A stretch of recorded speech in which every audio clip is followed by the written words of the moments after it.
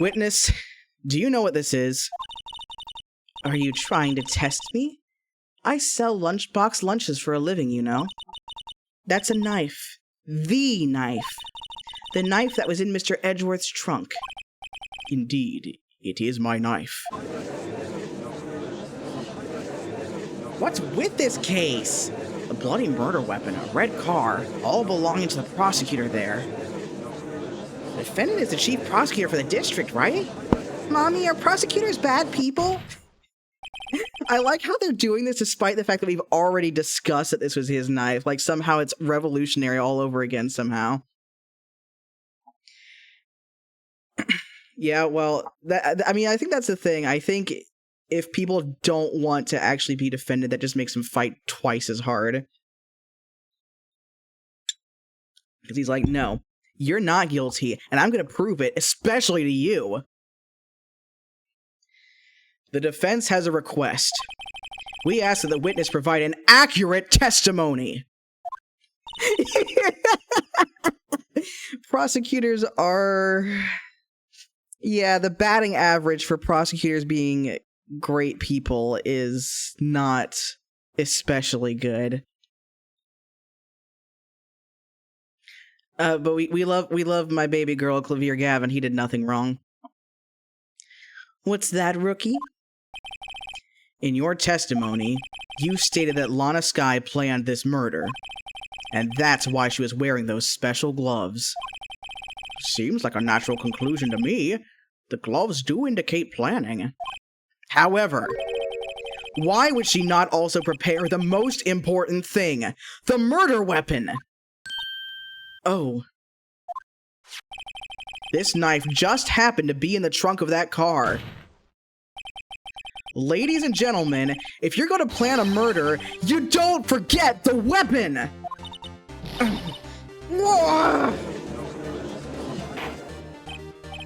Order! Order! Order! Great. Now the tide is turning in our favor. Great show, Mr. Wright. My sister's as good as free. Oh, I would not say that. Never say that. Right. I believe the next lunch you'll be eating is humble pie. What?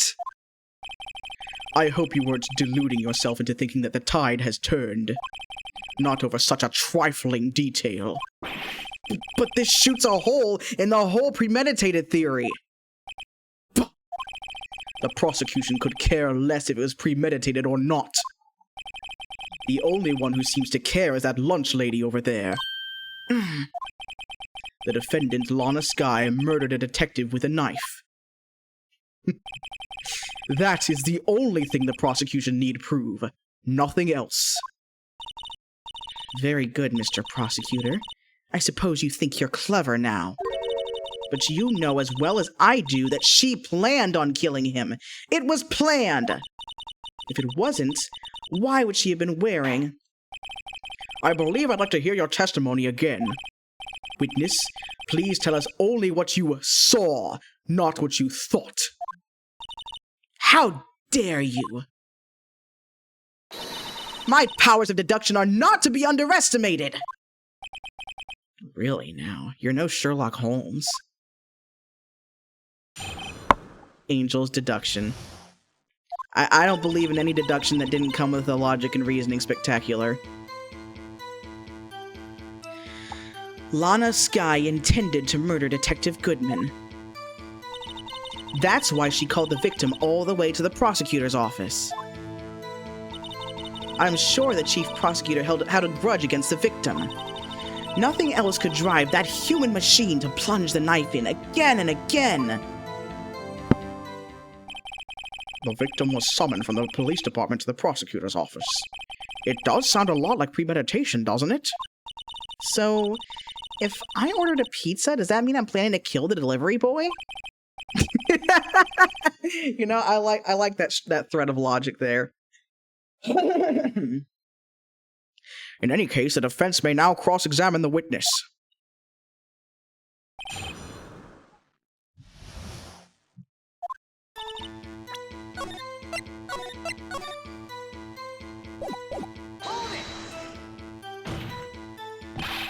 You've said that, but you haven't told us how you know.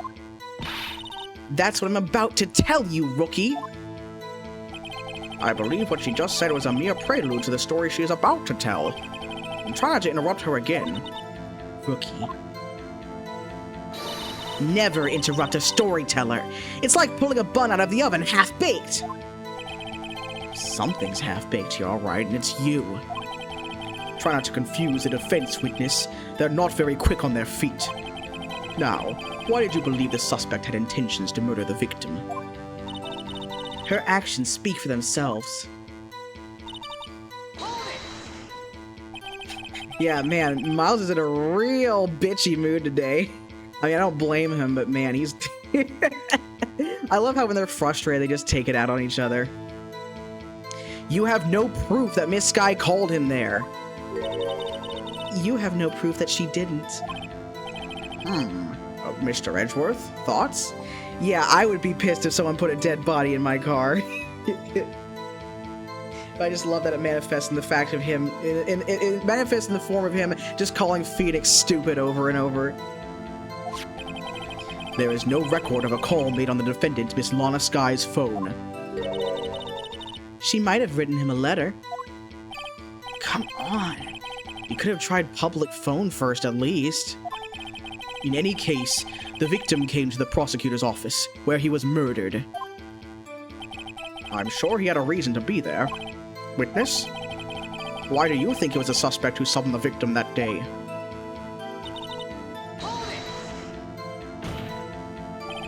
What kind of grudge?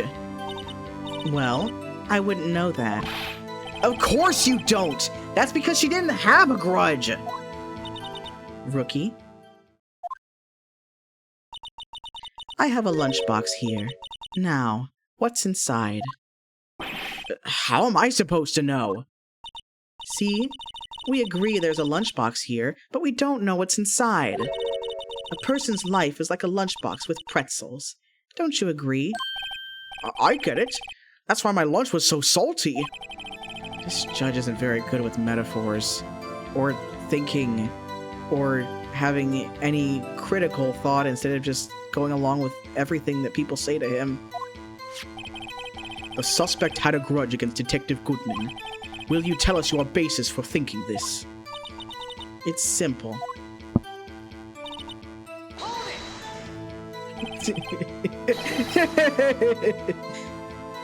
Schrodinger's lunchbox. There's either lunch or a cat in there.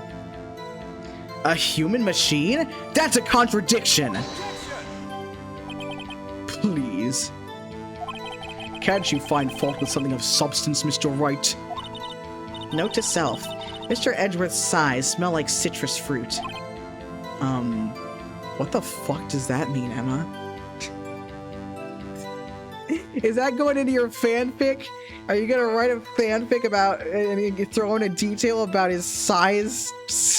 What the fuck is that? You say again and again. How many times did she stab him exactly? We often say chop into 1,000 pieces, but we don't actually mean 1,000 pieces.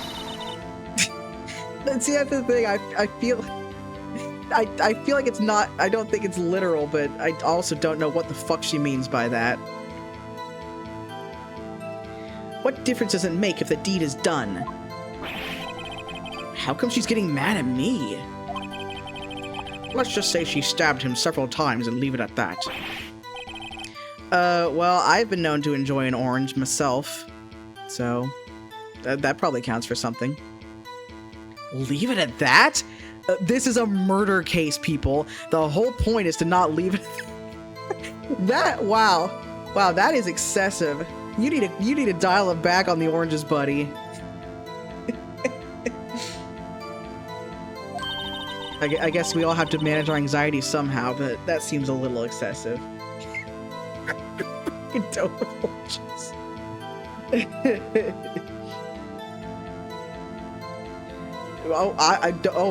Don't get me wrong. I care. I think that we haven't gotten there yet, okay?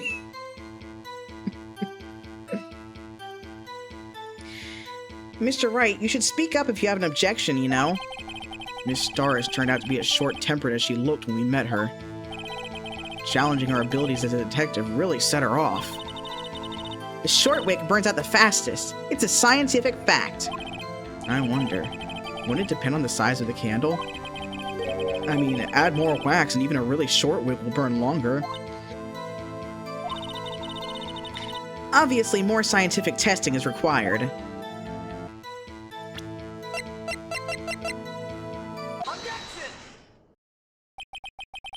You say she stabbed him again and again, but you couldn't have witnessed that. Are you testing me? Then I'll test you. With my moss surprise!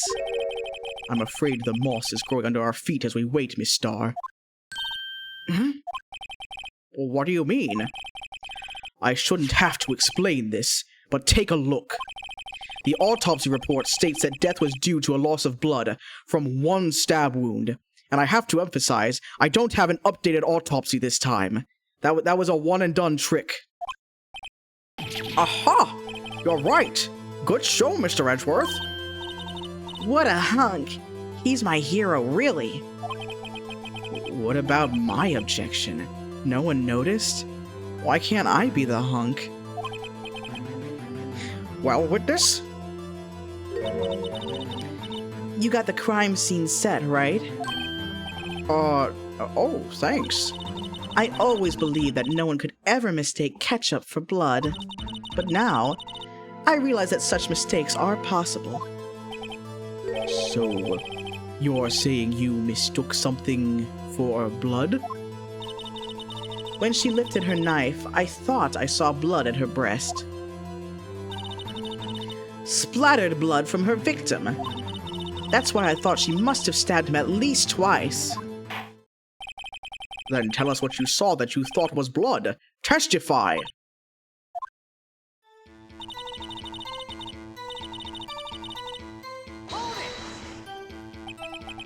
Her red muffler? Yes, like a scarf. The chief prosecutor always wears one around her neck, so she can be easily hanged at a moment's notice, I suppose. She's right. This guy was wearing a red scarf, wasn't she? But wait, isn't it odd that you mistook that for splattered blood?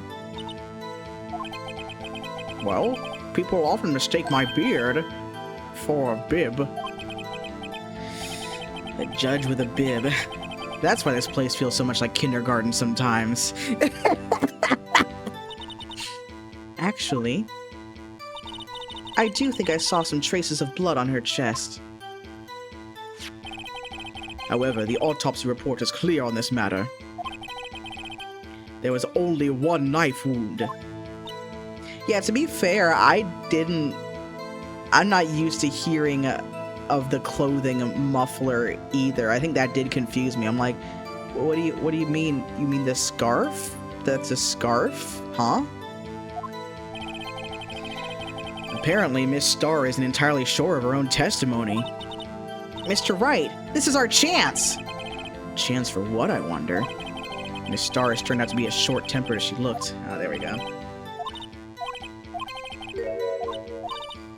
Yeah, I mean, car muffler is, more... I think that would be more commonly understood by, like, people who primarily / only speak English, but...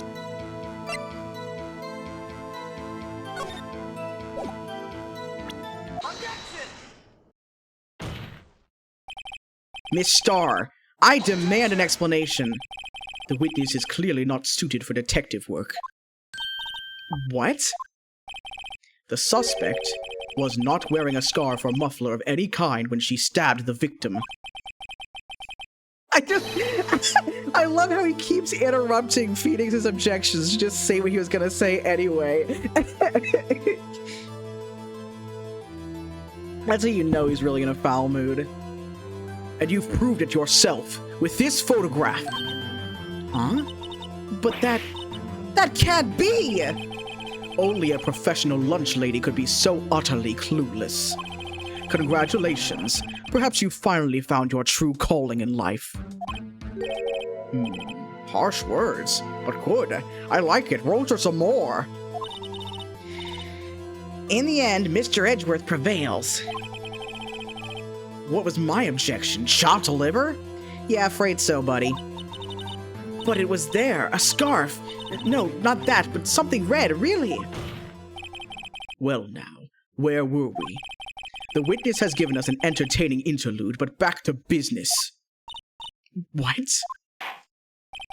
Very well, witness. Continue your testimony. You saw the crime and apprehended the suspect. Tell us about that. Very well. I do remember some things accurately, at least. Ultimately, we couldn't shake the most important part of her testimony. The most important part? The part where your sister stabs a victim? Like, the part that makes her guilty? Hello? This next testimony might just be the moment of truth. Apprehending the suspect. After the murder, the suspect attempted to run behind a partition off to her side. I quickly caught her, explained her rights to her, and arrested her on the spot. Ah, yes. When I arrested her, she mentioned the muffler. That's what had me confused in my earlier testimony. The chief prosecutor made to escape, but against Angel Star, resistance is futile. Okay, 7 of 9. You are quite determined about this scarf, aren't you? I strike like a snake and bite like a cobra. That's me, Angel Star. That wasn't a very good metaphor. First of all,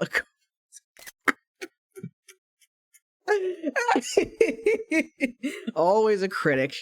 And when I say there's always a critic, it's Phoenix. He's always the critic. That wasn't a very good metaphor. First of all, a cobra is a kind of snake. Don't bother me with details unless you want to get bitten. No thanks. Note to self, Mr. Wright is weak against poisonous snake bites. He's weak to poison, huh? Well, oh, fuck. Uh-oh. I just gave myself psychic damage. Okay, fine. We're fine. It's fine.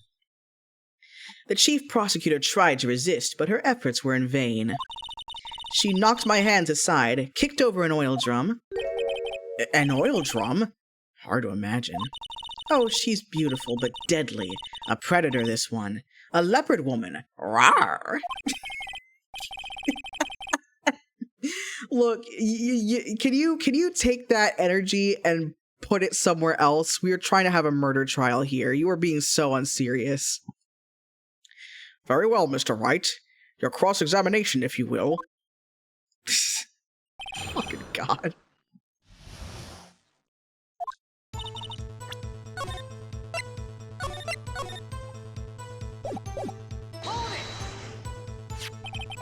So where is this partition on the floor plans? I'm sure she means this wall next to the car. That's right. There was a wall there, about 6 feet high. She was obviously trying to hide herself. Quite a natural thing for a criminal to do. And what did you do then?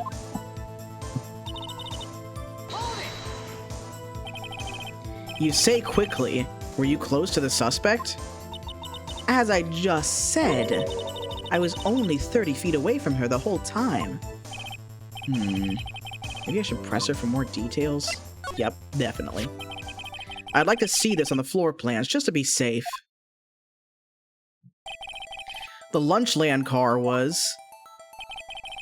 She was a visitor, thus she was parked in B block. So you witnessed the murder from here? That would make it about 30 feet from the car, yes? Is that correct, Miss Starr? Yes, that's right. But there was a chain link fence in front of you? I went over it, of course. Amazing! The cough-up queen lunch lady athlete, indeed! It would have taken her a little time to climb over the fence, so she couldn't have gotten to my sister that fast. Yeah, that fence was about 9 feet high, too. So how did Miss Sky not get away?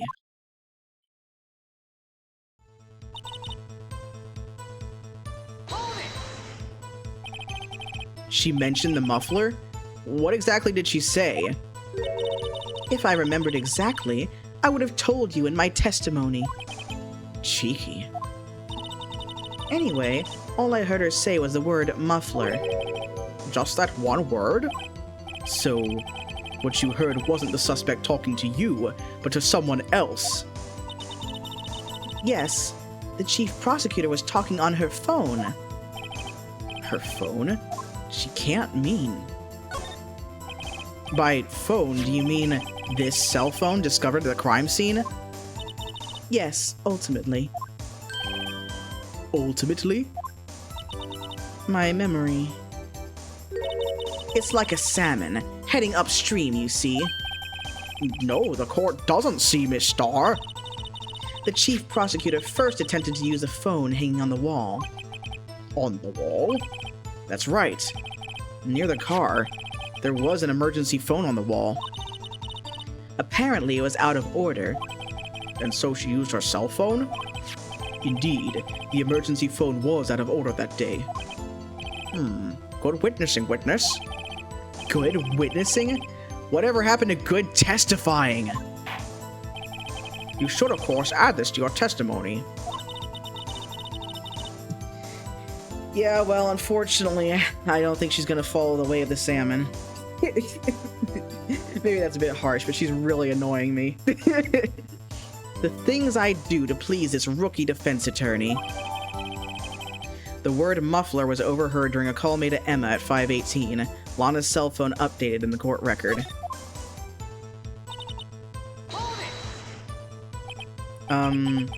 Do you think you could restate your testimony for the court? Aha! I was going to ask the same thing. I'll only say this one time, so listen close, rookies.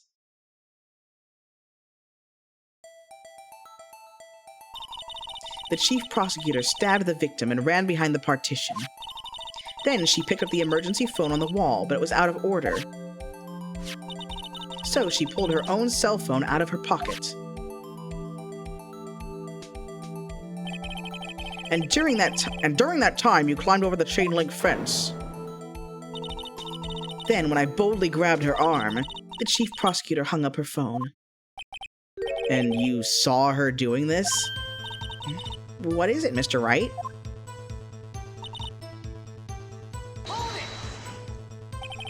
She made to escape. Can you be more specific? She brushed aside my hand and ran. It was a terrible sight to see, like a dollop of lard on a pâté of foie gras. Uh-huh. She even kicked over an oil drum at me. An oil drum? There was an oil drum lying on its side at the scene of the crime. But it's strange. What's that? If she wanted to escape, why didn't she run the other way? The other? Ah! The parking lot entrance. That's right. It doesn't make any sense that she would run from behind the partition to the oil drums. Excellent. More mysteries. I wish we could solve a few before finding more, though. So Miss Skye tried to run? I'm sorry my sister is so suspicious, Mr. Wright. Not as sorry as I am. But she didn't do it. You have to believe me.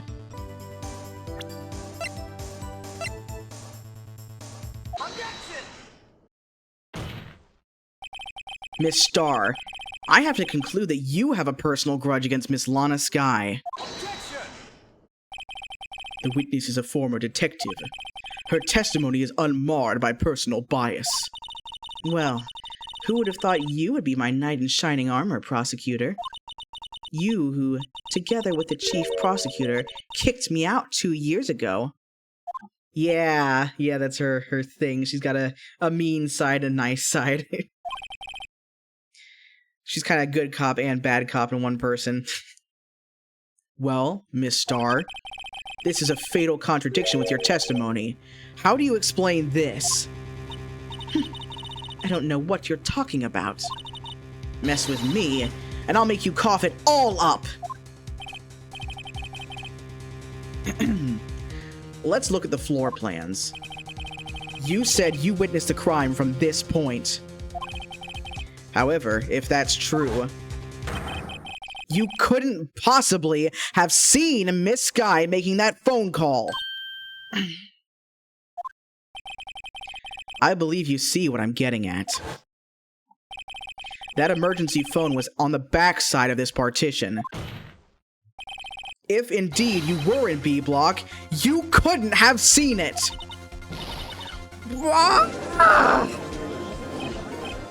Order! Order! What is the meaning of this? It's simple, Your Honor.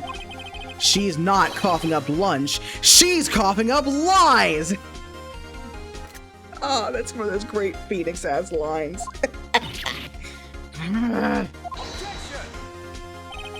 That's quite a claim, Mr. Wright.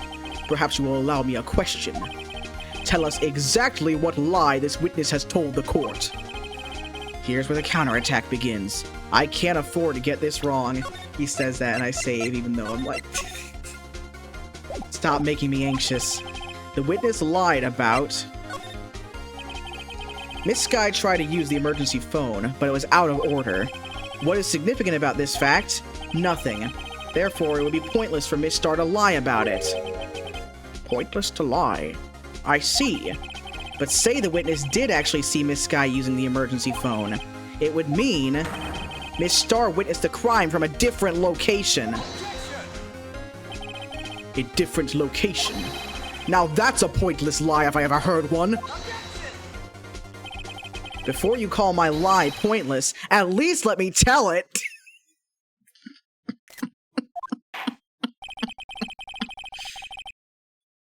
Let me ask a question to our clever wordsmith, Mr. Wright. Just where was the witness when she saw the crime? All the testimony we've heard until now points in one direction. The place from where Miss Star witnessed this crime was here.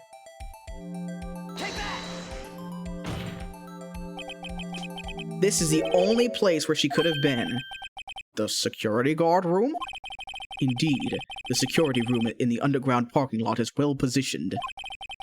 It's built on the second floor, so you can see the entire lot. She would have been able to see the emergency phone from there. But why there? There are many other places where she could have seen the phone. Not in this case, Your Honor. The witness, not being part of the prosecutor's office, couldn't park in A block. The only place where she could have seen the crime and the back of that partition is here. I remember in your testimony you said you brought a lunch to your boyfriend in the security guard room, yes? Well, Miss Star? How many years have I been getting the better of men? To think the tables could be turned. Today, a man has got the better of Angel Star. Just to be perfectly clear, ma'am, I'm not sleeping with you. Order! Order! Witness! What have you done? You used to be a detective! You should know better! I'm not turning back. The guilty will be punished. And I'll do what I must to make sure justice prevails. Guilty? Is she talking about Miss Sky? Mr. Wright? Doesn't this strike you as odd? Why did Miss Star lie? It doesn't make sense. Huh? She could have just said she saw the crime from the security guard station. It wouldn't change anything. Exactly. This photograph tells all. It was the defendant who stabbed the victim. That truth still stands. It still stands? I disagree, Mr. Edgeworth. What? If a witness is found to be lying, they're guilty of perjury. She knows this. She wouldn't risk that without a good reason. So, tell us what her reason was, Mr. Wright.